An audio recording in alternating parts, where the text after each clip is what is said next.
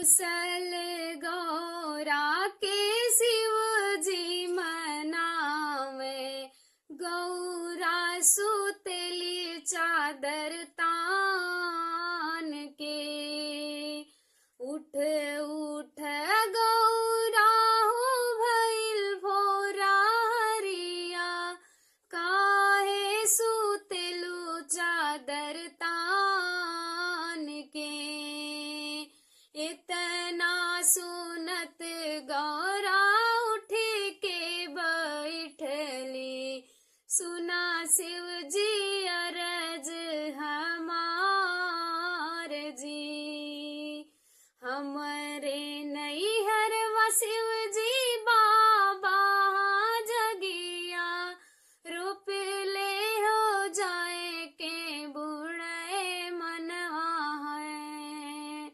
तोहार बाबा गौरा जगी जाओ रोप है, भारी हो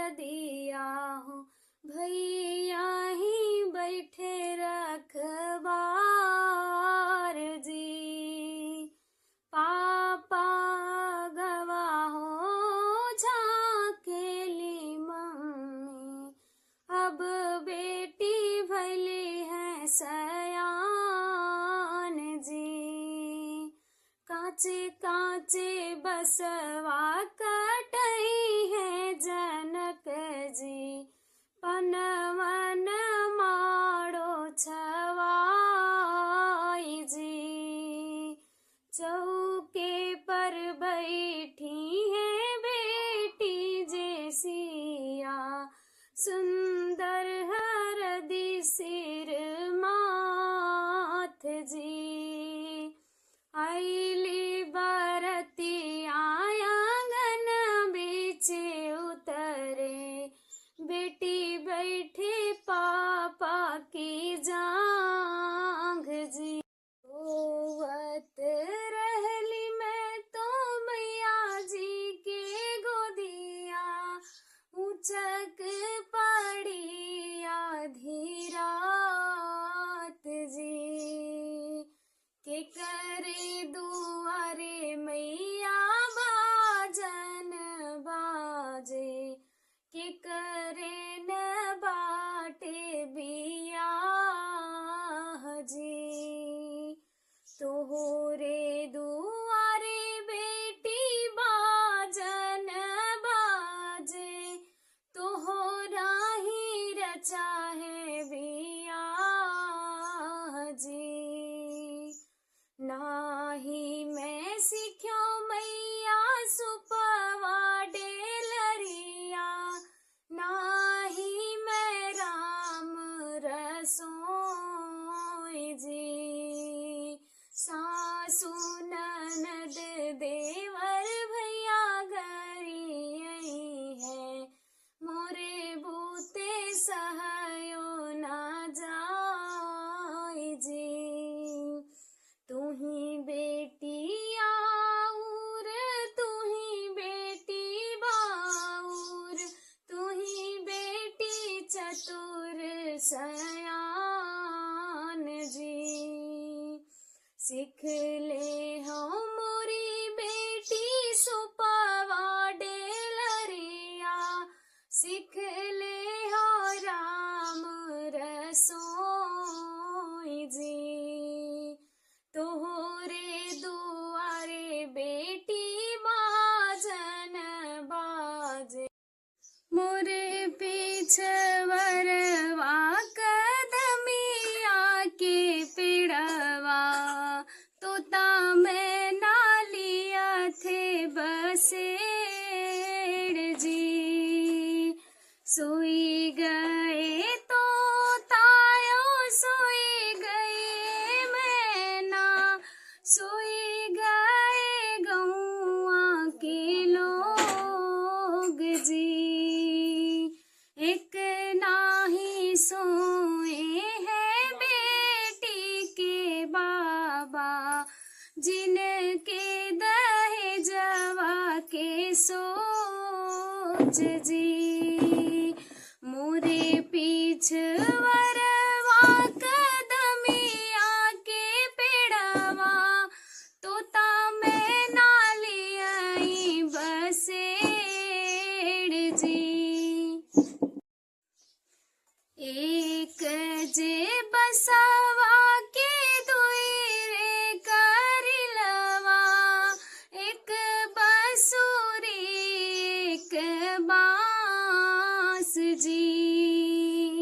अम्मा के कोखिया में दुई रे लड़कवा, एक बहन एक भाई जी। पापा कहे बेटी 10 कोस बियाहबे, अम्मा कहली 5 कोस जी। भैया कहले बहिना काशी बियाहिब, नित उठी करे आसनान जी। दूर देश सुन के जे बेटी मोरी रोई, बाबा लगे समझावई जी। दूर देश सुने जब